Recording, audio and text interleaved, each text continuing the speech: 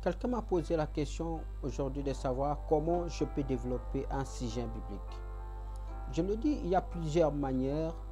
Surtout à d'autres personnes qui utilisent les dictionnaires, d'autres personnes utilisent la loi de la première mention, et d'autres personnes, je parle de diction biblique, je ne parle pas de dictionnaire français, parce que la Bible ne se prêche pas français. Et bon français peut désorienter la pensée.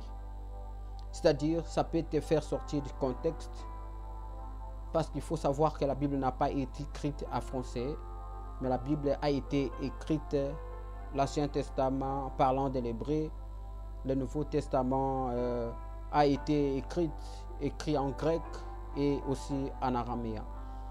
Parce qu'il est très important d'utiliser peut-être, si vous prenez un dictionnaire biblique, le contexte donne toujours aux gens qui veulent commencer, c'est de ne pas avoir un livre hébreu ou grec parce que vous n'allez pas comprendre.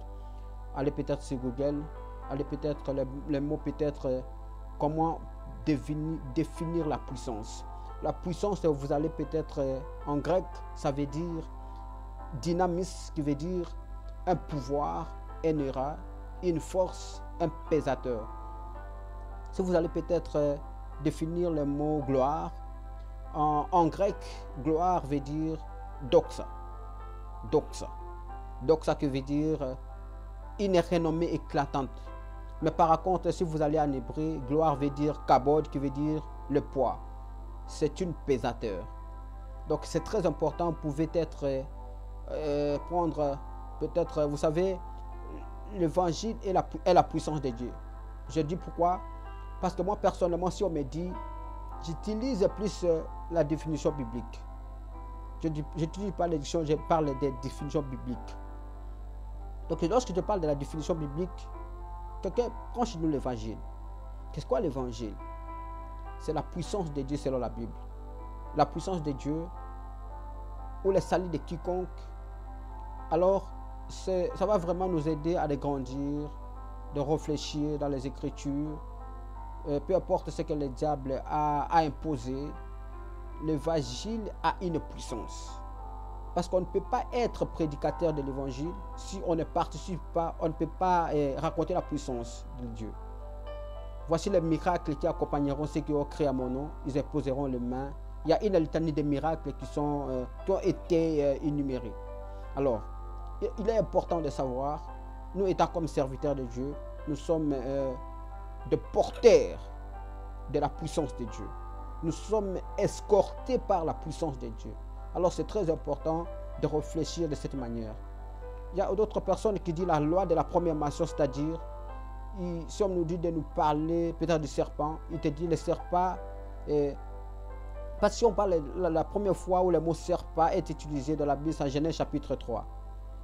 La loi de la première mention, c'est-à-dire la première fois où un mot a été utilisé dans la Bible pour employer, ça donne une bonne définition et suite logique. C'est-à-dire le serpent était l'animal le plus risé de tous les animaux des champs que Dieu avait créés. Donc Satan, le serpent n'est pas Satan. C'est d'abord un animal intelligent que Dieu avait créé, mais Satan a stigmatisé le serpent. Attention, le serpent de la Bible peut se présenter le serpent. Parce que si on dit que le serpent est Satan, on doutera fort le bâton de Moïse. Le bâton de Moïse se transforme en serpent. Oui. Parce que cela signifie que Satan oublie le bâton. Je dirais le serpent de rein n'est pas aussi Satan, voyez-vous. Alors on comprend que le diable, c'est là, Apocalypse chapitre 12, on parle de Satan, serpent ancien. Oui, il peut y avoir que Dieu est un lion, mais Dieu n'est pas lion. Mais Dieu est représenté ici comme le lion de la tribu de Juda. C'est très important. Alors qu'on m'a conseillé toujours par mes professeurs qui m'ont donné le cours de théologie, trésor, si tu veux bien définir les mots, il faut toujours consulter le dictionnaire biblique. C'est très important, ça aide vraiment. Regardez bien. Je doute fort de celui qui aime beaucoup de révélations, ça aimer d'abord la connaissance. On doit d'abord chercher à connaître ce qui est écrit.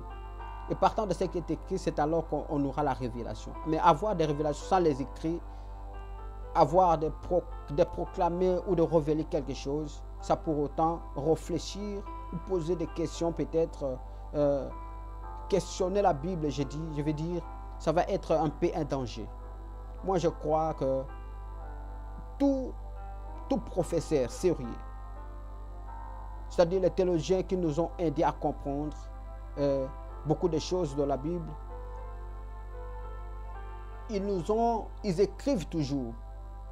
S'ils veulent définir un mot, ce mot est accompagné toujours d'une explication biblique ou d'un verset biblique. On va parler de la gloire, sans comprendre l'étymologie, la source des mots. Gloire en hébreu veut dire kabod. Kabod qui veut dire une pesateur ou un poids. Maintenant, le kabod à question sera accompagné par un verset qui l'explique.